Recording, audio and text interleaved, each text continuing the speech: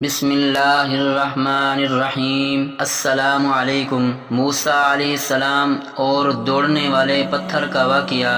حضرت ابو ہریرہ رضی اللہ تعالیٰ عنہ سے روایت ہے کہ رسول اللہ صلی اللہ علیہ وسلم نے فرمایا، حضرت موسیٰ علیہ السلام بڑے حیا دار اور جسم کو پوری طرح ڈھانپنے والے شخص تھے۔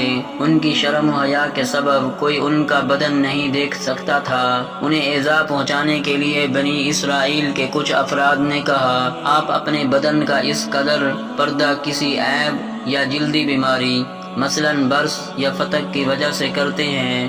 اللہ تعالیٰ نے چاہا کہ آپ کا بے عیب ہونا ظاہر ہو جائے، تو ایک روز حضرت موسیٰ علیہ السلام نے تنہائی میں جا کر اپنے کپڑے اتارے اور پتھر پر رکھ دیے، پھر نہانے لگے۔ فارغ ہو کر اپنے کپڑے لینے کے لیے آگے بڑھے تو پتھر ان کے کپڑے لے کر بھاگ اٹھا۔ موسیٰ علیہ السلام اپنا عصا لے کر پتھر کے پیچھے دوڑے اور فرمانے لگے، اے پتھر میرے کپڑے دے دے، اے پتھر میرے کپڑے دے دے، حتیٰ کہ بنی اسرائیل کے ایک گروہ تک جا پہنچے، جنہوں نے موسیٰ علیہ السلام کا بے لباس جسم انتہائی خوبصورت اور بے عیب دیکھا۔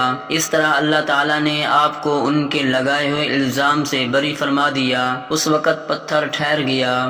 آپ نے اپنے کپڑے پہنے اور پتھر کو اپنے عصا سے مارنے لگے۔ قسم ہے اللہ کی، موسیٰ علیہ السلام کے مارنے سے پتھر پر 3 یا 4 یا 5 نشان پڑ گئے۔ حضور صلی اللہ علیہ وسلم نے اس واقعے کو سنانے کے بعد ارشاد فرمایا، اللہ کی قسم، پتھر پر ان کی اس ضرب کے نشانات ہیں 3 یا 4 یا 5۔ اور اسی واقعے کی جانب قرآن کریم کی آیت مبارکہ میں ارشاد فرمایا گیا ہے، اے ایمان والو، نہ ہو جاؤ تم ان لوگوں کی طرح جنہوں نے موسیٰ علیہ السلام کو ایذا پہنچائی، پھر اللہ نے ان کی برات ظاہر فرمائی اس بات سے جو انہوں نے یعنی بنی اسرائیل نے کہی، اور وہ موسیٰ علیہ السلام اللہ تعالیٰ کے نزدیک بہت صاحب وجاہت اور حسین تھے۔ دوستو، ویڈیو اچھی لگی ہو تو ویڈیو کو لائک کر دیں، چینل کو سبسکرائب کر دیں۔ السلام علیکم۔